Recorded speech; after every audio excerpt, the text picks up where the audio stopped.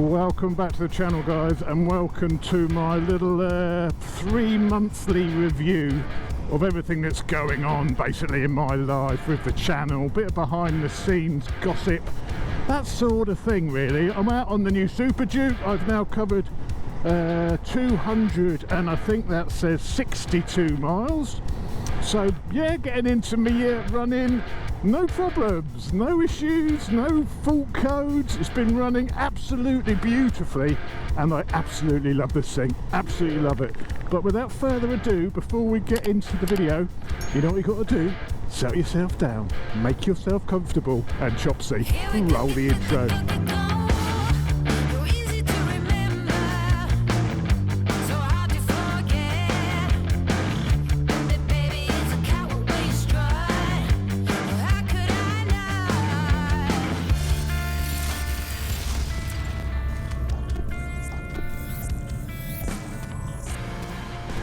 So welcome back to the channel. First of all, I appreciate you coming along, and especially on these vlog videos, which are not a bike review, you know, these are just to sort of talk about stuff which has gone on and get a bit of feedback from people. What I enjoy about these little vlog chats is getting feedback from you guys on the channel and how things are going and all that sort of stuff. So that's absolutely brilliant. Before we get any further, please, everyone's going to thinking, what the hell is going on with those mirrors? Well, I've just fitted some new mirrors to this. These are the bar-end mirrors which I had on the Hornet, so I thought they'd fit on the Super Duke. So I've been looking at different mirror options, and aren't bloody bar-end mirrors bloody expensive? The ones I really like are like those little Arisma ones, you know, with the little twisty tilty things that look like they're little wings on the front, and you tilt them back and they're mirrors. They're like 500 quid. Who in their right mind spends £500 on a set of wing mirrors? Absolutely having a laugh. I mean, I'm getting bougie, but 500 quid on wing mirrors, that's a no-no as far as I'm concerned. So I've got the old Hornet ones, but unfortunately, you know, I mounted them like that, but they obstruct from my knuckles a bit too much, so I've just put them like that for now. But I'm going to have to sort it out, either mount them underneath the handlebars like I did on the Hornet, or just get some different ones. But I can actually see out of them quite well like that, so maybe when I park up I'll just do that with them. But I can actually see behind me quite well with them, but obviously they look ridiculous, don't they? But yeah, I might stick with them, we'll see. But I'm absolutely loving the Super Duke. First of all, I've had it now, I guess I've had it a week and a half, something like that. I've been out on it like now, you know, and it's been a nice afternoon when I've finished work. I've just gone out for a couple of hours and, you know, put a few give her a polish, put a few more miles on her, and I'm loving it. I'm so pleased I bought it. I mean, when I decided I was going to buy this bike, it was about 2.5 weeks until I actually picked it up, and I did like that reveal video, didn't I? Well, I hadn't actually paid for it at that point. And because obviously the dealer knew who I was, and of course I wanted access to the workshop and messing about in the showroom, so they very kindly sort of helped me out and let me do that. Obviously they're getting a little bit of exposure out of it, so they were quite happy for that with that. But it was a little while between saying I'd have it and then actually going and picking it up, and I must say I had a little tiny bit of buyer's remorse. You know, when you say you want something, you're all excited. I'd obviously borrowed it from KTM and I was all excited about it.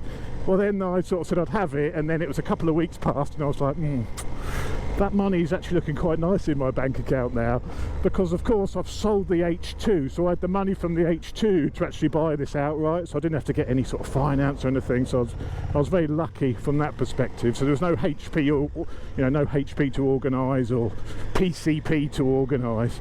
So I just had the money in my bank account, and after 2 weeks I was like, you know what, do I really need another motorcycle? And the answer is, of course, no. I've got a load of bikes. I haven't got a bike I can use on track, of course, but I've got a load of bikes. I thought, do I really need another bike? You know, not really, I do not. Do I want another bike? Yes, I do. But I was also liking having a load of money in the bank. But I decided, you know what, money's no fun, is it? Who needs the money? Let's spend the money and have toys. So I'm really pleased I did. And as soon as I picked this up and rode away on it, or you know, in that other video I published, I knew I'd done the right thing. I love Super Dukes, they just fit me perfectly, absolutely love them. And I've actually just sorted out an exhaust for this. I sort of ummed and ahed, and thanks for the feedback from the last video, sort of, you know, saying what sort of things to do to this, what upgrades, what mods. And to start with, I was like, you know what, it doesn't really need anything. It's such a well-rounded bike now, it doesn't need anything at all. It's so well fueled, you know, it's just perfect. It's perfect out the box, really. But I don't like the look of the standard exhaust. Obviously it's a little bit quiet, so I did want an exhaust, but I didn't want to go full system because of warranties and I didn't want to have to get it flashed, certainly not until I'd built up a little bit of confidence with the bike. But anyway, I've been speaking to Van Diemen. They're the guys who did the full system for my H2, so I had a full titanium system from those guys on my H2. And since I had that on the H2 probably 4 years ago, the company's really grown, and they're now doing exhausts for lots of other manufacturer bikes, and their exhausts are superior quality. I mean, they're like Akrapovic quality, maybe even better than Akrapovic. So I spoke to Michael, who's the MD, and obviously he knows me because I did the review on the one on the Van Diemen, and he said he'd help me out for a full system for the Super Duke. So I've got there, I think it's called double shot, can't remember what they call it now, whole shot, can't remember, but it's like got two exhaust outlets, one high one and one low one. Of course, as I said, I want to take this bike on track, so you know, with the baffles in, this exhaust is about 102 decibels with the baffles in, which is about the limit of what you can do on a track day, so it should be fine on track. He said if it's a bit loud still, they could probably do something with the baffles to make it a little bit quieter, but ideally it does need mapping with that open system because it gets rid of all the cat and everything. But he says you can run it without, but to get the best gains from the bike you need it mapped. So what I'm going to do is obviously install that. Once the first service is done, I'm not going to do anything before the first service, but once the first service is done, I will install the full system, obviously do a video of it, show it off. You know, it's an incredible, well, it should be an incredible bit of kit if the one for the H2 was anything to go by, and then go and get it dynoed just to see, make sure the fueling is safe. So perhaps I'll go and see my man Steve Jordan again, just to run it up on the dyno and make sure the fueling, make sure it's safe. So I don't want to obviously be running it lean. Van Diemen's think with the baffles in, they think it should be fine, the fueling, but I know I want to get it checked. You know, if it is horribly out, then I will have to get it flashed and I have to get it mapped. But I really wanted to avoid that for, you know, warranty reasons. I mean, you've got a 4-year warranty on this bike, and if I flash it, my warranty will be void, certainly for any engine related issues. So I don't really want to do that, certainly not until I've built up a bit more confidence with the bike.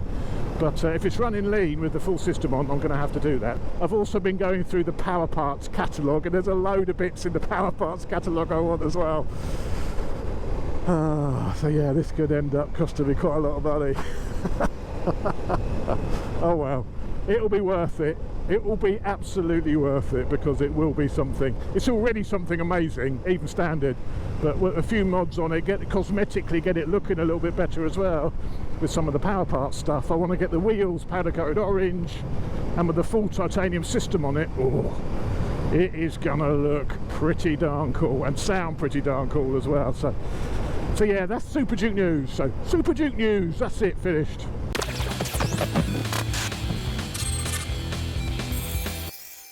What else has been going on? Well, for those of you that watched my Tour de France video, that was absolutely amazing. I put a link to it at the top because, as suspected, you know, it's not got many views, and I had a few comments on my BMW 1300 RS review saying, you know, I'm getting a bit fed out of bike reviews, you know, I prefer some of the old stuff you used to do and you're just having a laugh. And I completely get it. I completely get that, but unfortunately the YouTube at the moment is changed. This year especially, I think this year I've noticed a change in the way YouTube works, and it seems you've got to sensationalize your video titles, or, you know, to try and draw people in to watch your content. And it's not just me, you know, I've spoken to the other vloggers out there, and everyone's sort of saying a similar thing. Views have sort of dropped off, and you need to sort of spin your videos in a negative way, or, you know, do something a bit different, and then if you do something a bit different, then people don't want to watch that. So it's really a little bit difficult with YouTube at the moment. And you know, bike reviews, without the bike reviews, I'm not sure anyone would watch, because the bike reviews are what draws new people into the channel, without a doubt. I mean, the bike reviews are the ones which get the views, and then you can slip in the odd sort of like passion project.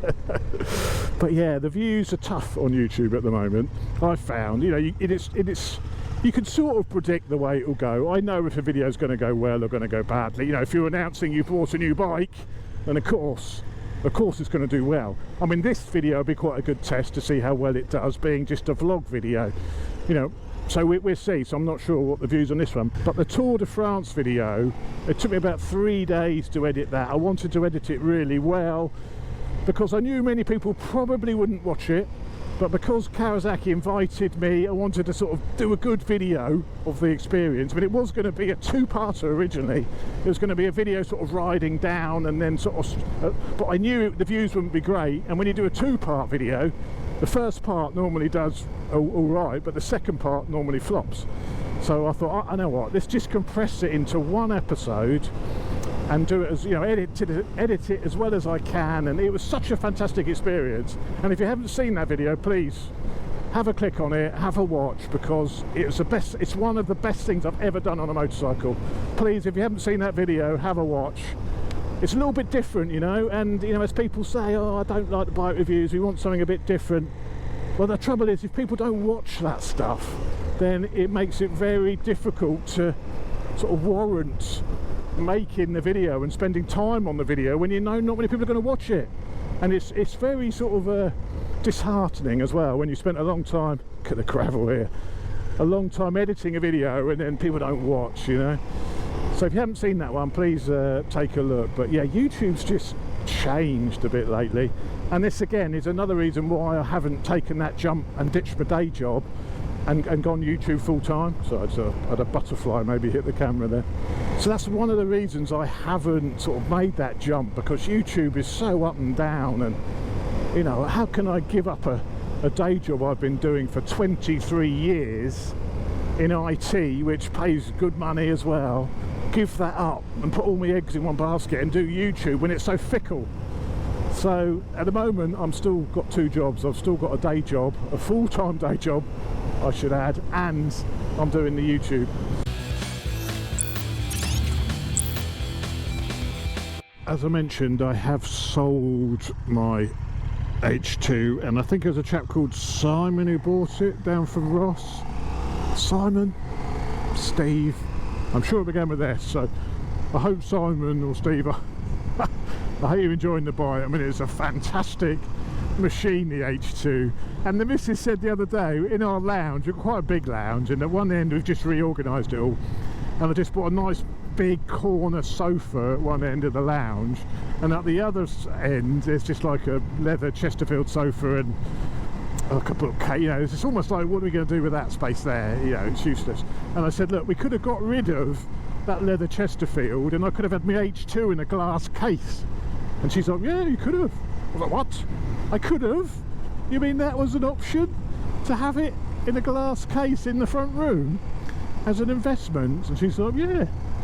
So I thought, yeah, I bet if I had it still, it would be a different story. So I said, oh, I'll have to start looking at some classic bikes then. Maybe I'll buy a classic bike and keep it in the lounge. And of course you wouldn't have to insure it then, because if the H2 was in the garage, you know, I wouldn't feel too happy about having it sat there without any insurance. I just better do 30 in there.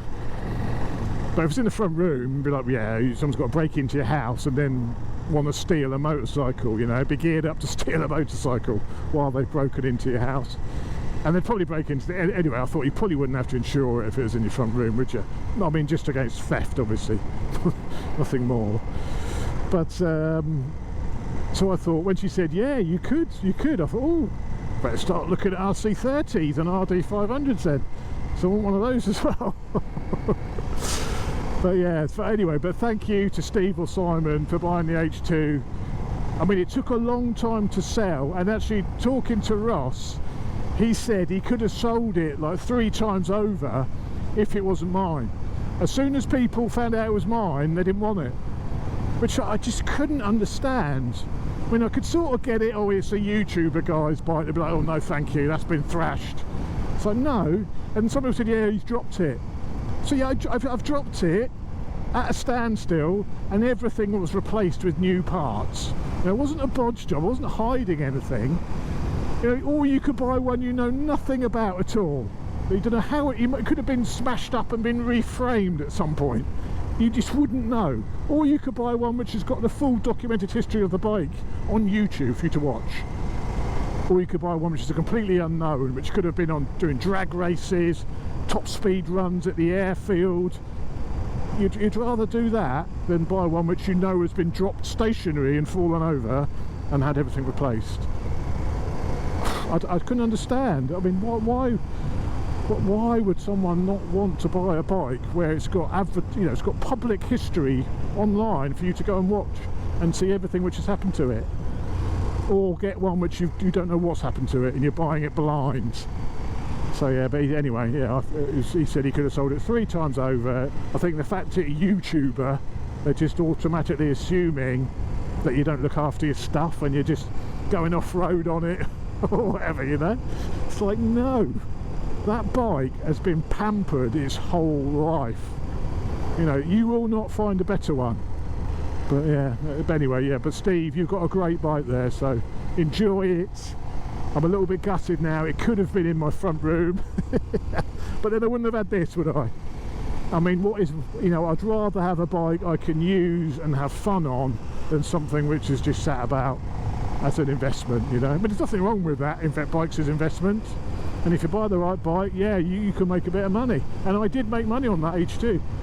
You know, yes, it had a lot of extras on it, but, you know, it did go up in value, and it may have kept going up in value over time, you know.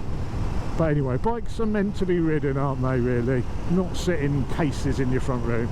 Have it in a case in the front room, fine, as long as it comes out occasionally and gets the cobwebs blown off. What I love about this bike, I said that was Super Duke news over, but it's not.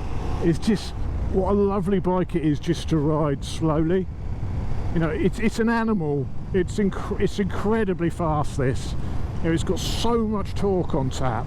But what I think is most amazing about it is just how well mannered it is when you're not trying to access that power. You know, the fuel, it's a little...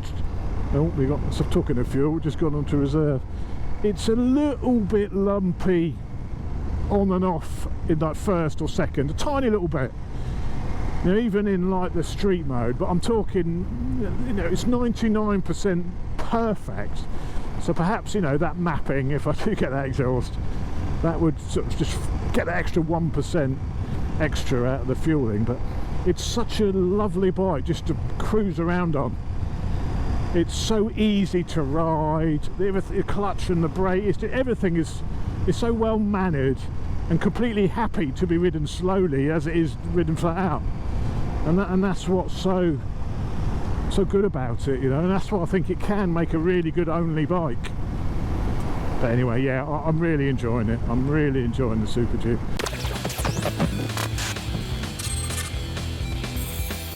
Actually quite good. I quite like them mirrors like that, maybe, just when you're riding. It's like they're in portrait mode, so you get a really good sort of vertical visibility. It's quite good.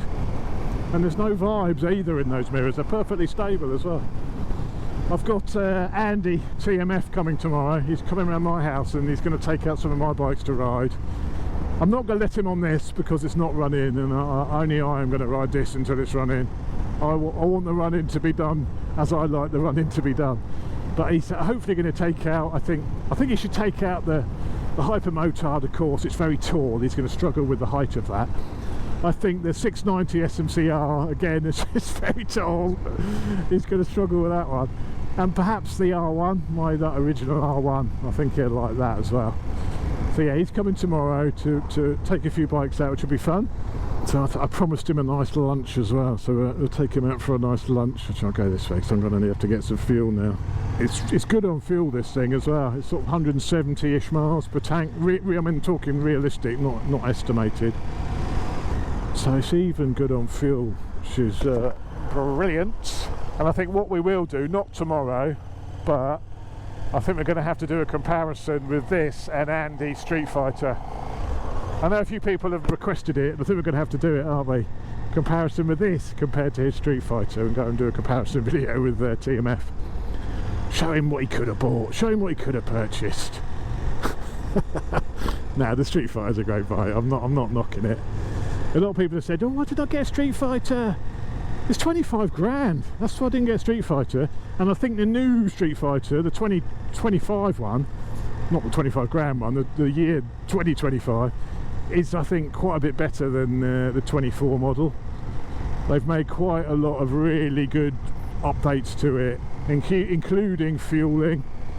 So I think the 25 is a better bike than the 24. But it's £25,000, and I was not prepared to spend £25,000 on a motorcycle. And I don't care what bike it is, I'm not spending 25 grand on a bike. So this is why I went for the Super Duke, because these, you know, the current climate, are £15,000. So it's £10,000 cheaper than a new Street Fighter, which is a considerable chunk of cash, isn't it?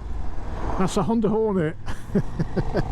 That's a Honda Hornet. You could have a Super Duke and a Honda Hornet. Oh, I have.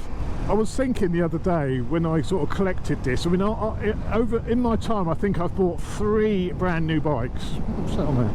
I haven't bought any more than 3 bikes. I've bought 3 brand new bikes in my lifetime. This one, my 701 Super Moto, and the Hornet. That's the only time I've ever actually, and the H2 only had, yeah, the H2 was brand new as well. So 4 bikes I've only ever bought brand new, and the H2 was bought remotely, so it was delivered down. I never went to the dealer to buy that. So only 3 bikes have I had the dealer experience, if you like. And this one, they knew who I was, so that he wasn't normal, if you like, I guess. And I guess you could say the same with the Hornet as well. So I guess I bought 1 bike where they didn't know I was a YouTuber, and I wasn't really much of a YouTuber at that point anyway. But yeah, but what I was thinking is, you know, when you buy a bike, you obviously get a handover, don't you? And they say, you know, this is how it works, etc. But why don't they? When I went on this, and when I first got it, the levers weren't quite at the right angle. You know, you want the levers sort of in line with your elbow, so you got sort of full power to pull the levers. They were up a bit like that. The gear lever wasn't in the right place on my foot, especially with my weak foot at the moment. I need it in the perfect place to do a smooth shift. And I was thinking, why don't they like fit you to the bike? I mean, if you buy a car, obviously the seats are adjustable, the steering wheel's normally adjustable, you get all comfortable, don't you? But when you buy a bike, I mean, it would take 15 minutes to sit you on it, you know, adjust the lever position, adjust the brake levers, adjust the gear lever if there's any adjustment in it to get it right for how you'll set. It would make, I mean, you could even say you should set the sag and stuff as well. You could even go as far as to say, yeah, you need to set the sag and the suspension to match your weight as best as possible. I mean, why don't dealers do that? I mean, let me know if you've bought a bike from dealers and they've gone into that level of sort of above and beyond like that when you bought a new machine, or if you just had the normal sort of handover, here's the key, this is how you turn it on, you know, that sort of stuff. And another thing I've noticed with this, you no longer get a manual. So I said, oh, where's your pack and the manual? No, you don't get that, sir. You know, it's all online. All the manual's online. I don't want, when they did print out the manual for me at Destination Motorcycles, so the top stuff, they did print it, but that's not, I don't think, the normal treatment. Oh yeah, the manual's online, sir. Where's the service book? Oh, it's all online as well. So, well, I must say, with the Hornet, at least you get a manual still with Hondas. But it's like, it's all online. I like to, when I buy a bike, I like to take the manual and read it on the bog or whatever, you know, because these are so complicated, these bikes, that having the manual is really, really useful to sort of just read. I don't want to go online and read it online. It's nonsense. Give me the manufacturers, let's keep the manual, shall we? Let's have a bit of a booklet with the bikes we're spending all this money on, because it's all online. I don't care, you know. Let's have a book, please. Especially when you're spending, you know, premium money, you should at least get a booklet, shouldn't you? I don't want to hear it's all online, sir. What are your thoughts on that?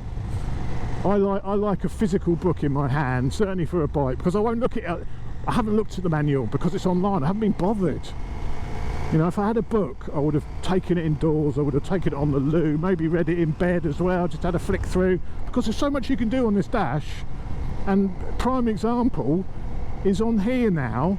I've set up little shortcuts. There's some favourites you can have on here. So I've got oil temperature, for example, as a favourite on the bottom of the screen. And you know, you don't know about this stuff unless you read the manual. I sort of just went all through it and I remembered from before. But yes, I've got front and rear tyre pressures displayed on the screen, total mileage while I'm running it in, so I can see how many miles I've done, and oil temperature. So I could have water temperature. So you can choose what you want displayed on the bottom of the screen. I thought that's absolutely brilliant on this. And I love that on KTM, where there's that flexibility with the electronics. Oh God, going on today, aren't I? Going on today. On that Suzuki Retro launch in Slovenia, I ended up flying from Heathrow. I mean, when you go on these launches, the manufacturer pays for everything, so they pay for the flights, you know, all your food, your drinks. You don't put your hand in your pocket the whole time you're away on these launches. It is quite nice, but they don't pay for parking, so they pay for flights and stuff. But when I went to Slovenia, it was from Heathrow. I hate Heathrow, but so I paid the parking. I think it was 80 quid for 3 days. So I paid me 80 quid. I've got and I thought ULEZ, and I heard last year that the ULEZ, which is the ultra low emission zone, Heathrow is now inside of that ultra low emission zone. I mean, what a load of absolute bollocks. You've got aircraft taking off next to you where your car's parked, and they're charging you because your car's polluting. It's absolute nonsense. I mean, whoever's idea was it to include, oh, I want super, so we don't want any of that. There's only one super pump, I think, actually, which is over here. But I thought, what a load of nonsense. How can Heathrow be in the ULEZ area, you know? It's an absolute money-making scheme, isn't it? Oh, I don't think I can go here either. Oh, for heaven's sake. Absolute money-making bullshit, isn't it? So, anyway, so I paid it, of course. It was 3 days. I thought, right, I'll pay... I think it was £12.50 for the day. I thought, well, that's me in, that's me out. Surely I've not got to pay when my car's parked up, you know, at the airport. Hang on, let me fill that with fuel and I'll come back to you in a moment and continue this story. Oh, I've missed my opportunity to open the fuel cap now. On, off, open the fuel cap. Yeah, there we go. Keyless, see, keyless through and through, including the fuel cap. I don't like keyless though, I'd rather it wasn't.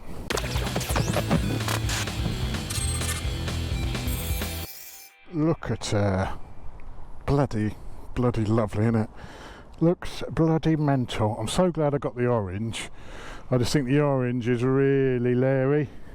A couple of things I want to do to it. Obviously the exhaust. So that Van Diemen exhaust, you get a little outlet here, all pie cut, I think it is as well. So it looks really, it's going to all go blue. It's got lovely. And there's another pipe which comes up here. You have to get rid of the foot pegs. So I have to get some rear peg delete things. I think they comes with like little caps to fill these sort of holes here. Obviously going to get tail tidy. But I'm so pleased I bought the orange. I love the orange colour. So a bit nice. Sort of wear marks there, look. Oh, I've got the wear marks there already. That's from these bloody jeans. A couple of things I've found.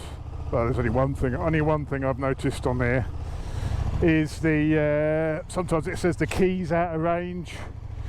Does that quite a lot. Don't know why, but it comes up and says key out of range.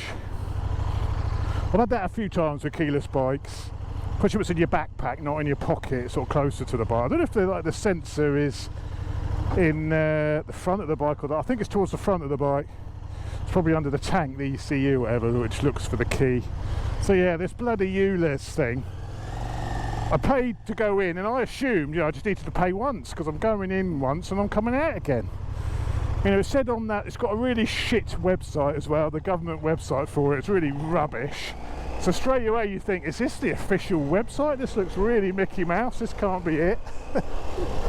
But it is. And it said, oh, do you want to do like a period? And I'm like, well, no, I don't want to pay 3 days. I don't want to pay the day I'm sat here. No, I'm not paying for 3 days worth when the car's just sat at a car park. So I ended up paying for the day, 1 day. And then of course I got a ticket for the Friday when I came out again. So I should have bought two. I should have bought the day I went in and the day I came out. Even though it was one trip and the car went in, it parked and came out again. You're thinking you have to pay once for that, wouldn't you?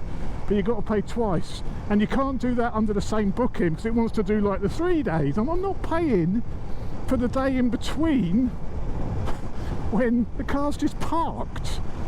And it's just, I mean, the whole idea that you've got to pay anyway when you're next to Heathrow bloody airport where you've got 747s taking off is just ludicrous. I mean, it's just an absolute money-making scam, isn't it? But you want me to pay, even though I'm only going in and out once, the car's just parked up at the airport, literally just inside the M25, just not even going into London. You want me to pay 3 days? So I thought, no, I just paid, anyway, £90 fine, 90 quid. And, you know, that was just if you pay it quickly. Goes up to £180 if you don't pay it within 2 weeks. So I was like, oh, what a load of old rubbish. So yeah, I paid them 90 quid in disgust. So that trip cost me quite a lot of money. £80 to park and then £90 in ULEZ fines. Plus the £12.50 I paid for ULEZ to get in anyway. So yeah, absolute joke, absolute money-making scam. They wonder why people get fed up with all these speed cameras and ULEZ. I mean, it's just bloody ridiculous is what it is. So yeah, I really wasn't too happy about that. And then just the very fact that Heathrow Airport is in the low emission zone is just an absolute joke. I mean, that, it just screams money-making, doesn't it? That just screams money-making scam. Because why put an airport in the ULEZ zone when it can quite easily be excluded because it's right on the, you know, it's only just barely inside the M25, isn't it? Absolute joke. So anyway, I'm not too impressed with that. I mean, yes, I could have gone up. So I think what I'm going to do now is I'll just, on these launches, I'm just going to go up on the bike. Just go up on the GX and strap all my bags on the back. Obviously, I won't need to actually pack as much because I'll be wearing my riding gear anyway. But then you do have a load of aggro when you've got to go through security, when you've got knee armour in and stuff. So then you've got that. You need a good tap down because they think, what's this in your pocket, sir? It's like, well, it's not some pocket, it's body armour. And they get, you know, so then you got all that, end up stripping all your clothes off. So it's not even easy to do that because of the bloody body armour thing. But anyway, yes, ULEZ fines, not impressed. I wasn't impressed, I could tell you that. Well, I could change my car, of course. I do have a 3 litre old Land Rover. That done now. Already paying through the nose for bloody tax for it anyway. Already paid £600 a year for tax. So I'm already contributing extra because of my thirsty car. And they need to just put it on bloody fuel, don't they? Because I pay a fortune on tax. Let's moan about car tax as well. Because what is it now for a motorcycle? I normally pay my tax monthly, and I think, was it £10 or £11 a month now for one bike? Of course, I've got 4 which are roadworthy, so I'm paying £40. Well, probably about £45 a month for road tax on my motorcycles. I'm paying £65 a month for the road tax on my Land Rover. So I'm paying over 100 quid a month on tax. I can only ride or drive one of them at a time. Put it on fuel. That would save me 100 quid a month. That's unbelievable, isn't it? Absolute joke, isn't it? Absolute bloody joke. Put it on fuel, and then the people who are using the roads more will pay more. So that makes sense, doesn't it? I mean, my Land Rover, the reason I've got it is because I don't use the car very often. It goes weeks without even moving. So, you know, while I'm paying through the nose for it, it's using less fuel overall than someone who's going to work every day in their little 1 litre Micra. It'll be using less fuel than they are, but I'm paying more money. It's absolute shite. Absolute shite is what it is, and they won't change it because they're making money. So what incentive is there to change it when they're already making money out of it? But anyway, thank you very much for watching this. Yeah, get on the comments. I've asked lots of questions in this one, so get on the comments, let me know your thoughts about the channel and YouTube in general, or mods to do to the Super Duke. There will be some sort of build series on this bike, obviously when that exhaust turns up. I'm not putting it on until I finish running it in, obviously, or maybe even I won't put it on until I've done 1,000 miles probably, just to just get it fully running, you know. But let us, if you've got any questions or ideas for other mods to do to this, then let me know, because I may end up having to have this flashed, and then I think, well, who's going to tune it for me? And I know Brent Tuning in the US, I've heard good things about, and I think he does like a remote, I don't know, we'll see. It's better, I suppose, to put it on a dyno and actually get it mapped in front of someone rather than a postal map. But let's see, let us see. But yes, thanks very much for watching, and I will see you on the next one. Take care, guys.